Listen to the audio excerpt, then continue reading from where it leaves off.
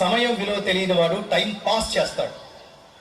జీవితం విలువ తెలిసిన వాడు మాత్రం టైం స్పెండ్ చేస్తాడు. ఎంత కాలం ఇక్కడున్నామన్నది ఇంపార్టెంట్ కాదు, ఉన్న కాలంలో తిరిగి సమాజానికి ఏం చేశాము, సమాజం మనల్ని చూడంగానే ఏ రకంగా ఏ డిజిగ్నేషన్తో గుర్తు పెట్టుకుంటోంది అనేది ఇంపార్టెంట్ మిత్రులారా.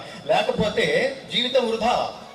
మహాకవి శ్రీశ్రీ అంటాడు, ఎవ్వడికి ఉపయోగపడకుండా కేవలం వాడు బతుకున్నంతకాలం వాడి కోసం వాడి కుటుంబం కోసమే బతికే వాడిని ఉద్దేశించి వాడిని తిడుతూ ఒక మాట అంటాడు. ఏమిటంటే, నీది ఒక బతుకేనా కుక్కల వలె నక్కల వలె సందులలో పందుల వలె అనేస్తాడు.